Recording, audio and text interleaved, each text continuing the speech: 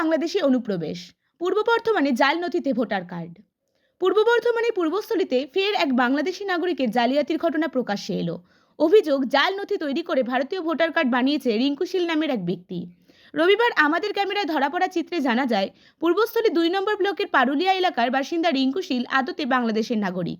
জন্মপত্রে তার পদবী শর্মা থাকলেও ভারতে এসে শীল নামে পরিচিত হন এবং ভোটার কার্ড তৈরি করেন। তার বোন রিয়া শীল জানিয়েছেন, রিঙ্কু বাংলাদেশেই থাকেন কিন্তু অবৈধভাবে ভারতে আসেন এবং এখানকার কাগজপত্র সংগ্রহ করেছেন। তবে কিভাবে তিনি ভোটার তালিকায় নাম তুলেন তা পরিবারও জানে না।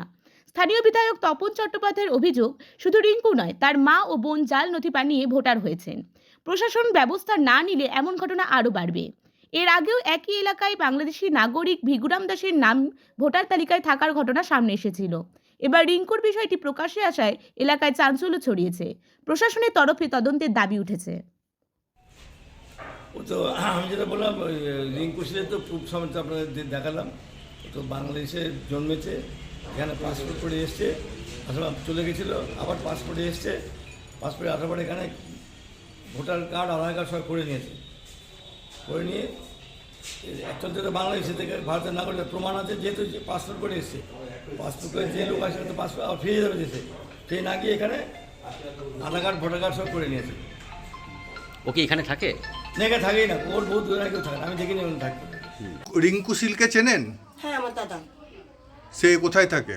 ও বাংলাদেশে থাকতো, অবৈধভাবে আসা যাওয়া করে কাগজপত্র করেছে এখন। তা এখানে কি করে ভোটার কার্ড হলো? সেটা আমি জানি না, সেটা ওকে নিচ্ছে কেউ না কেউ সহযোগিতা করেছে। তার ভালো নাম কি ছিল বাংলাদেশে? ওখানে ছিল রিঙ্কু শর্মা। তা এখানে কি করে সিল হলো? এখানে ও কিভাবে সিল করেছে সেটা আমি জানি না। এই ভোটার কার্ডটা দেখেছেন? হ্যাঁ, আমি দেখেছি, এখন দেখছি। এটা দেখুন, হাতে নিন, এটা দেখুন কাগজগুলো। এটা আপনার দাদার নাকি? দেখুন তো। হ্যাঁ, আমার দাদা। আরও অন্যগুলো খুলুন।